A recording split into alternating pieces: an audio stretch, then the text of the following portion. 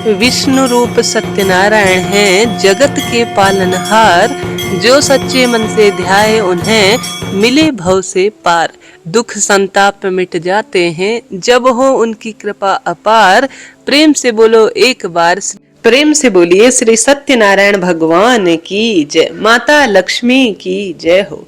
एक समय की बात है, नेमिसारणी तीर्थ में सौनक आदि सभी ऋषि मुनियों ने पुराण शास्त्र के वेता श्री सूत जी महाराज से पूछा, हे महामुनि, किस व्रत या तपस्या से मनवांछित फल की प्राप्ति होती है, उस व्रत को हम सुनना चाहते हैं, आप हमें विस्तार से कहिए। तब सूत जी महाराज बोले, इस प्रकार देव श्री नारद जी के द्वारा पूछे जाने पर भगवान कमलापति ने जैसा कहा मैं वैसा ही कहता हूँ, आप ध्यान से सुनो, आप सभी सावधान होकर सुनिएगा।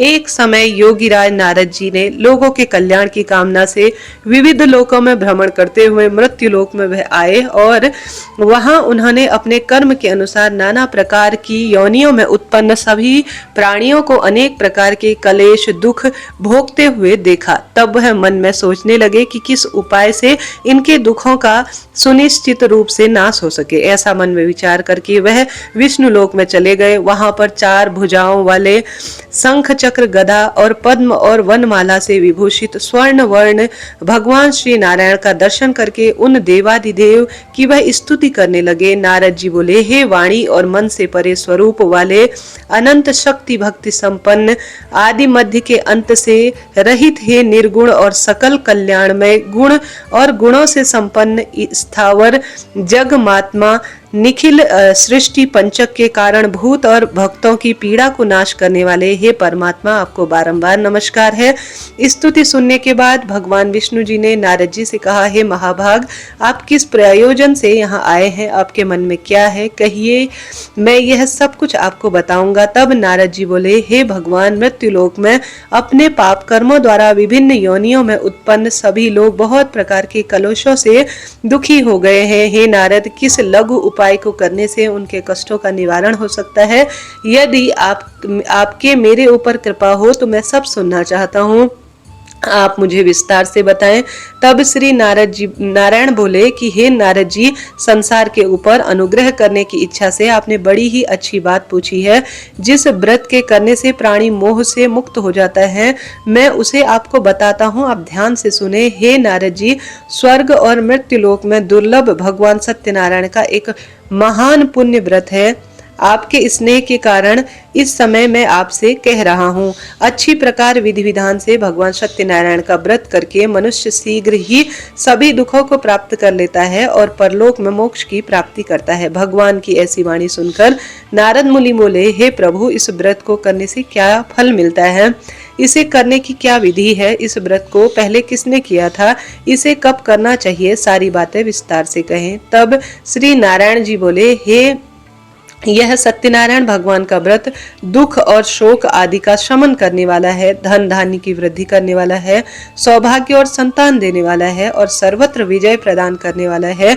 जिस किसी की भी भक्ति और श्रद्धा से समन्वित होकर मनुष्य ब्राह्मणों और बंधु बांधवों के साथ धर्म में तत्पर होकर शाम के समय भगवान नारायण की पूजा करे, नैवेद्य के रूप में उत्तम कोटि के भोजनीय पदार्थ को सवाया मात्रा में भक्ति पूर्वक अर्पित करे, केले के फल, घी, दूध, गेहूं का चूर्ण और गेहूं के चूर्ण के अभाव में साठी चावल के चूर्ण, शक्कर या गुड़, यह सब भक्ष्य सामग्री सवाया मात्रा में एकत्रित कर निवेदित करना चाहिए। बंधु बांधवों के साथ श्री सत्यनारायण भगवान की कथा सुनकर ब्राह्मणों को दक्षिणा देनी चाहिए। इसके बाद बंधु बांधवों के साथ ब्राह्मणों को भोजन कराएं, भक्ति पूर्वक प्रसाद ग्रहण करके नित्य और गीत के साथ आयोजन करें। इसके बाद भगवान सत्यनारायण का स्मरण करते हुए अपने घर जाएं। ऐसा करने से मनुष्य की सभी मनोकामना पूर्ण होती है। विशेष रूप से कलयुग में पृथ्वी लोक में यह सबसे छोटा उपाय है। यहाँ पर श्री सत्यनारायण भगवान का पहला अध्याय समाप्त होता है। बोलिए श्री सत्यनारायण भगवान की जय। सूत जी कहते हैं, हे ऋषियों, अब मैं पूर्व काल में जिसने सत्यनारायण भगवान के इस व्रत को किया उसका विस्तार से वर्णन कहता हूँ। रमणीय काशी नामक नगरी में कोई अत्यंत निर्धन ब्राह्मण रहता था। भूख और प्यास से व्याकुल होकर वह प्रतिदिन पृथ्वी पर भटकता था। ब्राह्मण प्रिय भगवान ने उस दुखी ब्राह्मण को देखकर एक वृद्ध ब्राह्मण का रूप धारण किया और उससे आदर पूर्वक पूछा, हे विप्रवर, अत्यंत प्रतिदिन अत्यंत दुखी होकर तुम किस लिए पृथ्वी पर भ्रमण कर रहे हो? हे द्विज श्रेष्ठ, सारी बातें मुझे बताओ, मैं सुनना चाहता हूँ। तब उस ब्राह्मण ने कहा, प्रभु मैं बड़ा ही दरिद्र ब्राह्मण हूँ और भिक्षा के लिए पृथ्वी पर घूम रहा हूँ। यदि मेरी इस दरिद्रता को दूर करने के लिए आप कोई उपाय जानते हैं तो मुझे बताइए। तब व्रत ब्राह्मण बोले, ब्राह्मण देव सत्यनारायण भगवान अभिष्ट फल को देने वाले हैं। हे विप्रवर, तुम उनके उत्तम व्रत को करो जिसे करने से मनुष्य सभी दुखों से मुक्त हो जाते हैं। व्रत करने का विधान को भी ब्राह्मण ने यत्न पूर्वक कहकर व्रत ब्राह्मण रूपधारी भगवान विष्णु अंतर ध्यान हो गए। व्रत ब्राह्मण ने जैसा कहा उस व्रत को अच्छी तरह से वैसे ही करूंगा, यह सोचते हुए उस गरीब ब्राह्मण को रात भर नींद नहीं आई। अगले दिन प्रातः काल उठकर भगवान सत्यनारायण को व्रत करूंगा ऐसा संकल्प कर वह भिक्षा के लिए चला गया। उस दिन ब्राह्मण को भिक्षा में बहुत सारा धन प्राप्त हुआ। उसी धन से उसने बंधु बांधवों के साथ भगवान सत्यनारायण का व्रत किया। इस व्रत के प्रभाव से वह श्रेष्ठ ब्राह्मण सभी दुखों से मुक्त होकर समस्त संपत्तियों से संपन्न हुआ। उस दिन से लेकर प्रत्येक महीने उन्होंने इस व्रत को किया। इस तरह भगवान सत्यनारायण के इस व्रत को करने से वह ब्राह्मण सभी पापों से मुक्त हो गया और उन्होंने दुर्लभ मोक्ष पद को प्राप्त किया। हे विप्र, पृथ्वी पर जब भी कोई मनुष्य भगवान सत्यनारायण के इस व्रत को करेगा उसी समय उसके सभी दुख नष्ट हो जाएंगे। हे ब्राह्मणों, इस प्रकार भगवान नारायण ने महात्मा नारद जी से जो कुछ भी कहा वह मैं आप लोगों से कह दिया हूँ। अब आगे मैं क्या कहूँ? हे मुनि, इस पृथ्वी पर उस ब्राह्मण से सुने हुए इस व्रत को किसने किया, यह भी हम सभी सुनना चाहते हैं। इस व्रत पर हमारी अटूट आस्था और श्रद्धा है। तब श्री सूत जी महाराज बोले, ऋषियों, पृथ्वी पर जिसने इस व्रत को किया उसे आप सुने। एक बार वह ब्राह्मण अपनी धन संपदा अनुसार बंधु बांधव और परिवारजनों के साथ व्रत किए हुए उदित हुआ। इसी बीच एक लकड़हारा वहां आ पहुंचता है। लकड़ी बाहर रखकर वह उस ब्राह्मण के घर पर जाता है। प्यास से व्याकुल वह ब्राह्मण व्रत को करते हुए उन्हें देखकर प्रणाम कर कहता है कि प्रभु, आप यह क्या कर रहे हैं? किसके करने से क्या फल मिलता है, इसकी विधि मुझे विस्तार से कहें।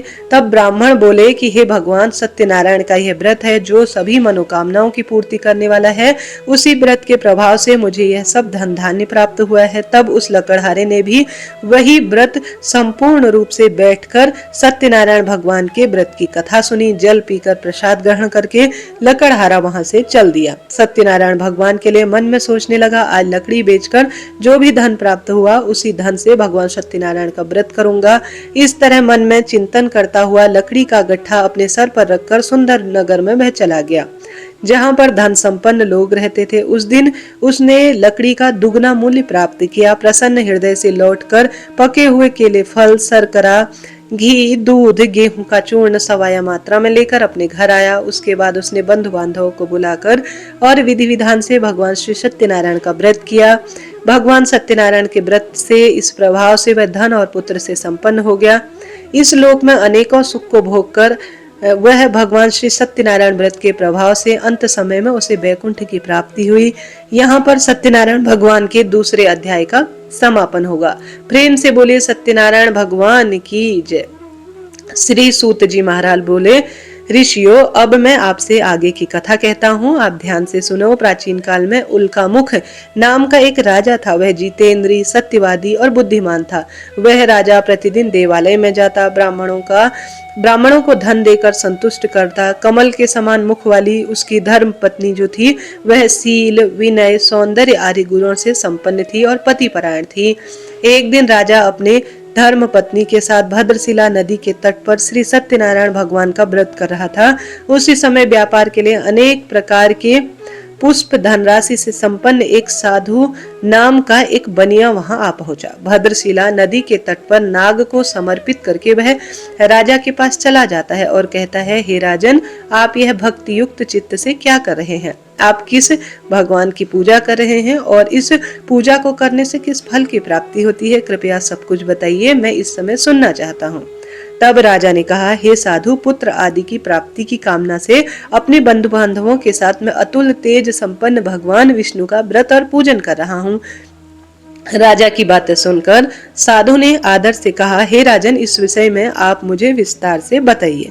आपके कहे अनुसार मैं यह व्रत पूजन जरूर करूंगा। मुझे भी संतान नहीं है, इस व्रत को करने से मुझे भी अवश्य ही संतान प्राप्ति होगी। ऐसा विचार कर वह व्यापार से निवृत्त होकर आनंद से अपना घर आया। उसने अपनी पत्नी से संतान प्राप्ति वाले इस व्रत को विस्तार से बताया और कहा कि जब मुझे संतान प्राप्ति होगी तब मैं इस व्रत को करूंगा। इस प्रकार का वचन सुनकर उस ब्राह्मण ने अपनी पत्नी लीलावती से कहा। एक दिन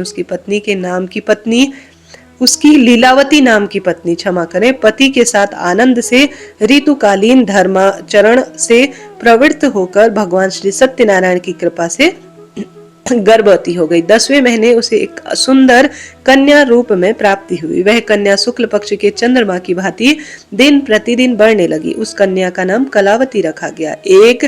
इसके बाद एक दिन लीलावती ने अपने स्वामी से मधुर वाणी में कहा, आपने पूर्व में श्री सत्यनारायण व्रत को करने का संकल्प किया था, आप इस व्रत को क्यों नहीं कर रहे हैं? तब साधु बोला, हे विप्र, इस कन्या के विवाह के समय इस व्रत को मैं करूंगा। इस तरह से अपनी पत्नी को भली भांति आश्वस्त करके वह व्यापार के लिए दूसरे नगर की ओर चल दिया। इधर कन्या कलावती पिता के घर में बड़ी होने लगी। एक दिन उस वैश्य ने सखियों के साथ खेलती हुई अपनी कन्या को देखा और देखकर सोचा, मेरी कन्या अब विवाह के योग्य हो गई है, इसके लिए श्रेष्ठ वर की अब तलाश कर देनी चाहिए। ऐसा सोचकर अपने दूतों को भेजा। आज्ञा प्राप्त कर दूत कांचन नामक नगर गए। वहां से एक वणिक पुत्र को लेकर आए। उस साधु ने उस वणिक पुत्र को सुंदर और गुणों से संपन्न देखकर अपने जाति के लोग और बंधु बांधवों के साथ विचार विमर्श कर उस वणिक पुत्र के हाथ में अपनी कन्या को दे दिया। उस समय वह साधु बनिया दुर्भाग्य से भगवान का वह उत्तम व्रत करना भूल गया। पहले से किए गए संकल्प के अनुसार विवाह के समय व्रत न करने के कारण भगवान उससे रुष्ट हो गए। कन्या के विवाह के कुछ समय बाद व्यापार कर्म में कुशल वह साधु बनिया काल की प्रेरणा से अपने दामाद के साथ व्यापार करने के लिए समुद्र के समीप स्थित रत्ना सागरपुर नाम के सुंदर नगर में गया और वहां अपने दामाद के साथ व्यापार करने लगा। उसके बाद वह दोनों राजा चंद्रकेतु के रमणीय उस नगर में गए। उसी समय श्री सत्यनारायण भगवान ने उसे भ्रष्ट प्रतिज्ञा जानकर उसे दारुण और कठिन महान दुख प्राप्त होगा ऐसा श्राप दे दिया। एक दिन एक चोर राजा चंद्रकेतु के धन को चुरा कर वहीं आया। वहां वे दोनों साधु और उनका दामाद थे। अपने पीछे दौड़ते हुए सैनिकों को देखकर भयभीत चित्त से चोर धन को वहीं छोड़कर शीघ्र ही छिप गए।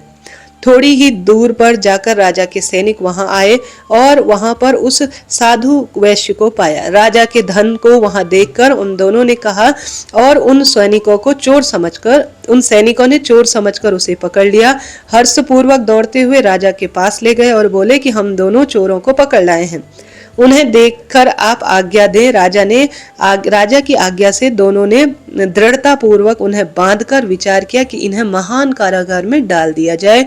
भगवान सत्यनारायण की माया से किसी ने भी उन दोनों से बात नहीं की, न उनकी कोई बात सुनी। राजा चंद्रकेतु ने उन दोनों को श्राप और पूर्ण रूप से जो राजा चंद्रकेतु ने उन दोनों को धन भी उनका जो था वह पूरी तरह से ले लिया। भगवान के श्राप से वणिक के घर में उनकी पत्नी भी बहुत दुख पा रही थी। उसके घर में जो सारा धन था वह चोरों ने चुरा लिया।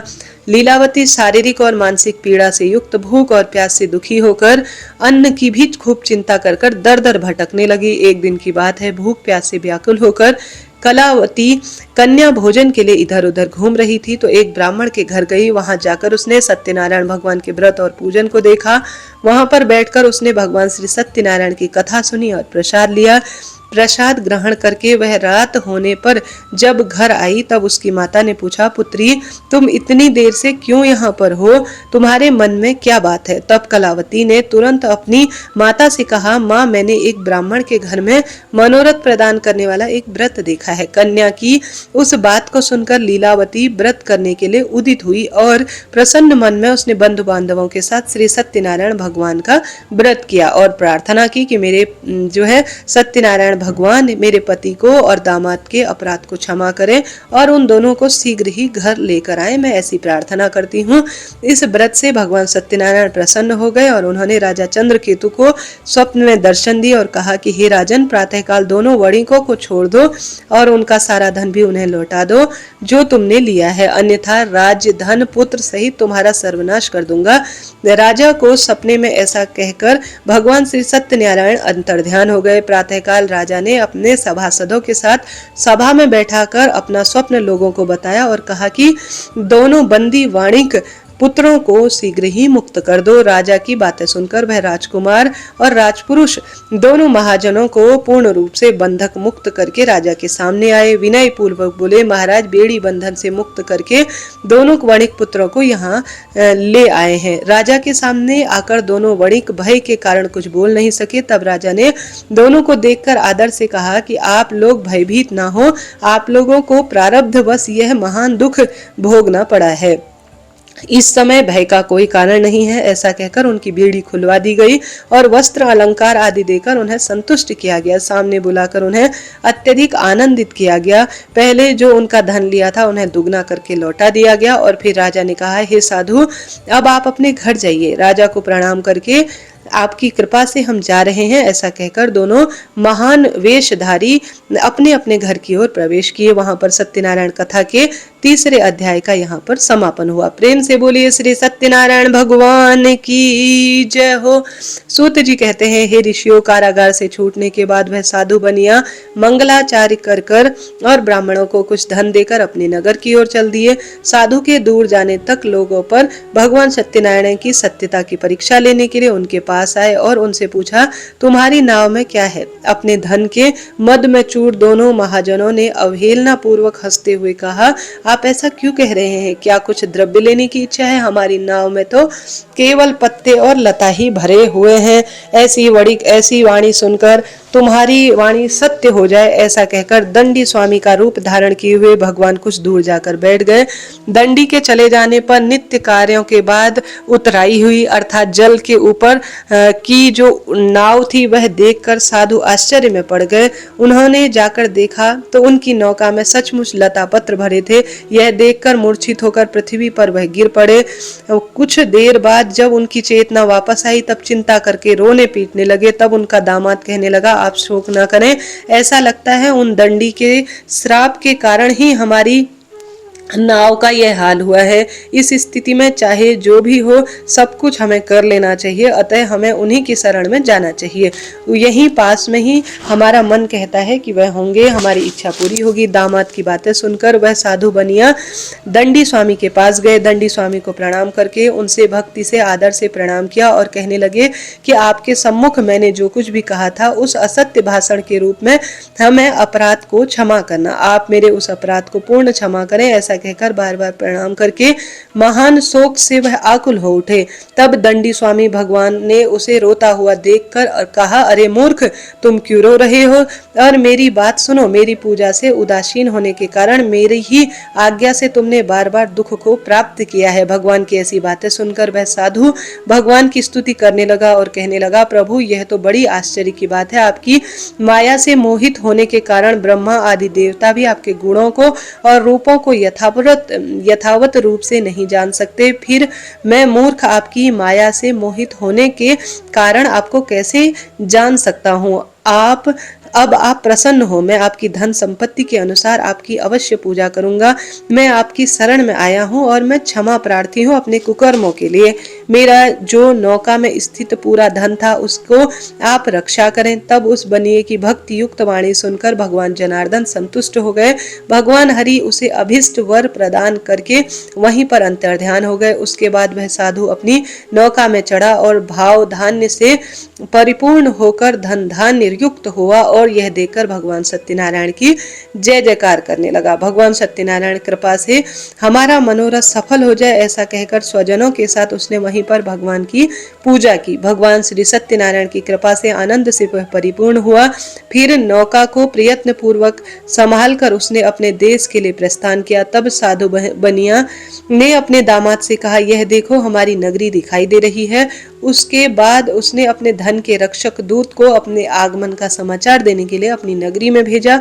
उसके बाद उस दूत की नगरी में जाकर साधु की पत्नी को देखकर हाथ जोड़कर उसने प्रणाम किया और अभिष्ट बात कही कि सेठ जी और आपके दामाद बंधु बांधवों के साथ बहुत सारा धन संपदा लेकर नगर के निकट पधार चुके हैं। जिस समय दूत वह समाचार लेकर आया उस समय उसकी पत्नी सत्यनारायण भगवान का पूजन कर रही थी। तब वह अपनी पुत्री से बोला कि मैं अपने पति के दर्शन के लिए जा रही हूँ, तुम भी पूजा करके और प्रसाद ग्रहण करके शीघ्र ही आ जाना। माता का ऐसा वचन सुनकर पूजा समाप्त कर लेकिन बिना प्रसाद लिए ही कलावती अपने पति के दर्शन करने के लिए शीघ्रता से तुरंत चल पड़ी, जिससे भगवान श्री सत्यनारायण रुष्ट हो गए। उसने अपने पति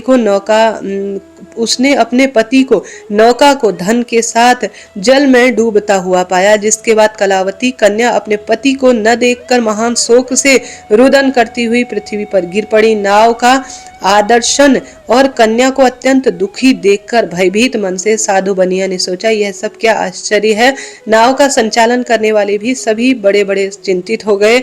इसके बाद कलावती अपनी कन्या को देखकर व्याकुल हो उठी और दुख से विलाप करती हुई अपने पति से कहने लगी, अभी अभी नौका के साथ मेरे दामाद कैसे अदृश्य हो रहे हैं, न जाने किस देवता की उपेक्षा हुई है, नौका हरण कर लिया गया है, अथवा श्री सत्यनारायण भगवान का महत्व कौन जान सकता है। ऐसा कहकर वह जोर जोर से विलाप करने लगी। तब कलावती कन्या अपने पति के नष्ट हो जाने से दुखी हो गई और पति की पादुका लेकर उनका अनुगमन करने का उसने मन में निश्चय कर लिया। कन्या के इस प्रकार के आचरण को देखकर भार्या सहित धर्मज्ञ साधु बनिया अत्यंत शोक से संतृप्त हो गया और सोचने लगा, या तो भगवान सत्यनारायण ने यह सब किया है अथवा हम सभी भगवान सत्यनारायण की माया से मोहित हो गए हैं। अपनी धन शक्ति के अनुसार मैं भगवान सत्यनारायण की अब विशेष पूजा करूंगा, सभी को बुलाकर। और इस प्रकार कहकर उसने अपने मन से इच्छा प्रकट की। बार बार भगवान सत्यनारायण को प्रणाम किया। इससे दिनों के प्रतिपालक भगवान सत्यनारायण तुरंत प्रसन्न हो गए और उन्होंने कहा, तुम्हारी कन्या प्रसाद छोड़कर अपने पति के दर्शन को आई है, इस कारण उसका पति अदृश्य हो गया है।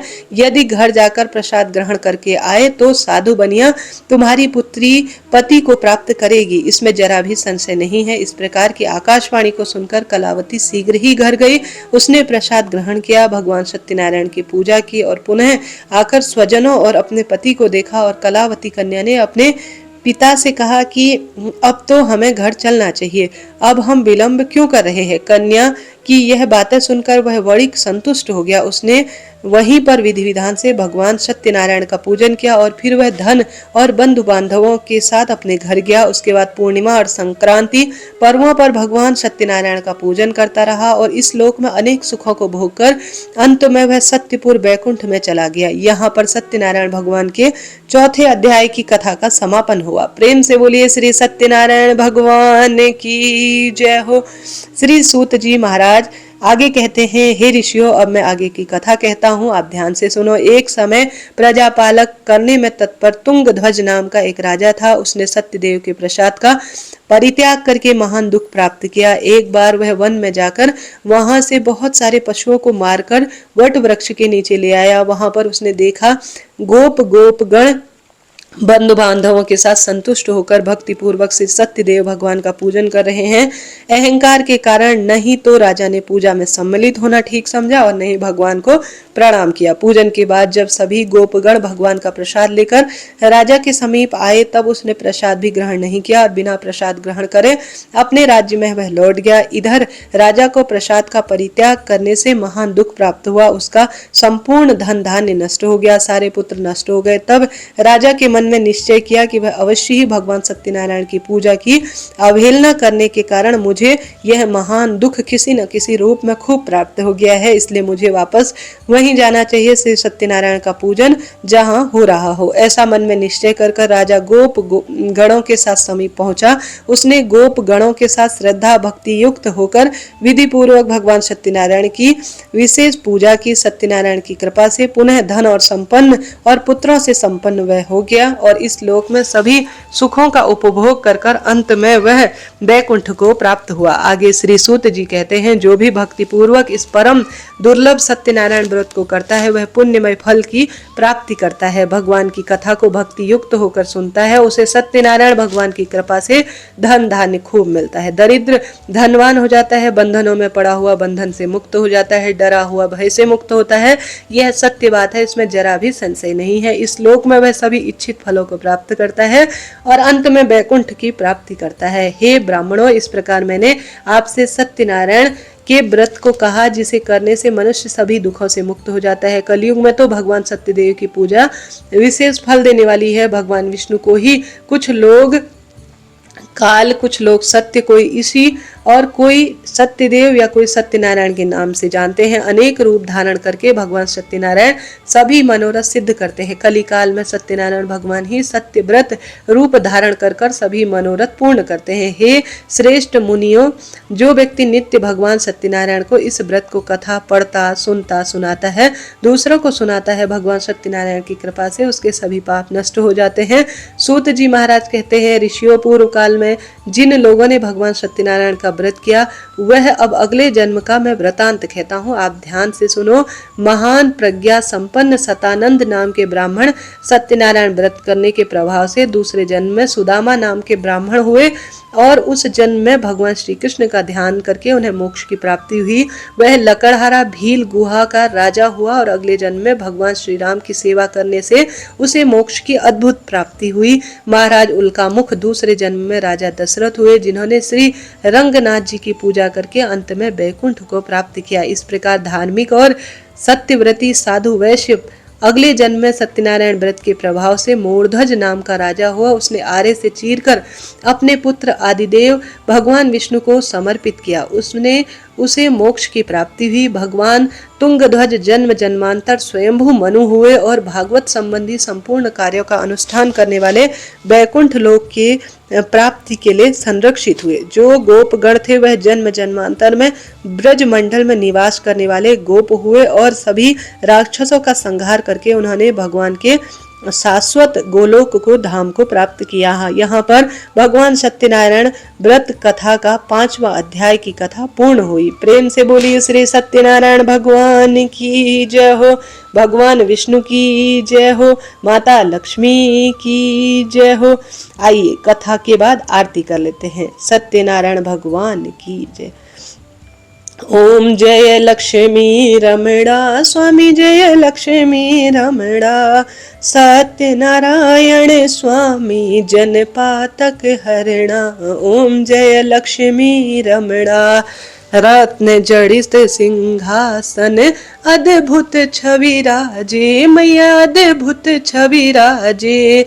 नारद करत निरंतर घंटा ध्वनि बाजे। ओम जय लक्ष्मी रमणा, प्रकट भय कल कारण विजय को दर्श दियो, प्रभु द्विज को दर्श दियो। बूढ़ा ब्राह्मण बन कर कंचन महल कियो। ओम जय लक्ष्मी रमणा, दुर्बल भील कराल इन पर कृपा करी, प्रभु इन पर कृपा करी। चंद्र चूर्ण एक राजा जिनकी विपत्ति हरी। ओम जय लक्ष्मी रमणा, वैश्य मनोरथ पायो श्रद्धा तज दीनी, प्रभु श्रद्धा तज दीनी। सो फल भोग्यो प्रभु जी फिर स्तुति कीन्ही। ओम जय लक्ष्मी रमणा, भाव भक्ति के कारण छिन छिन रूप धर्यो, प्रभु छिन छिन रूप धर्यो। श्रद्धा धारण कीनी तिनके काज सर्यो। ओम जय लक्ष्मी रमणा, ग्वाल बाल संग राजा वन में भक्ति करी, मन वांछित फल दीनो दीन दयाल हरि। ओम जय लक्ष्मी रमणा, चढ़त प्रसाद सवाया, कदली फल मेवा प्रभु कदली फल मेवा। धूप दीप तुलसी से राजी सत्यदेवा, ओम जय लक्ष्मी रमणा। श्री सत्यनारायण जी की आरती जो कोई नर गावे, प्रभु प्रेम सहित गावे। कहत शिवानंद स्वामी, मन वांछित फल पावे। ओम जय लक्ष्मी रमणा। सत्यनारायण स्वामी जन पातक हरणा, प्रभु जन पातक हरणा। सो फल भोग्यो प्रभु जी, शुभ संपत्ति दीन्हा। ओम जय लक्ष्मी रमणा। प्रेम से बोली लक्ष्मी नारायण भगवान की जय, श्री सत्यनारायण भगवान की जय, महालक्ष्मी की जय। हर हर महादेव।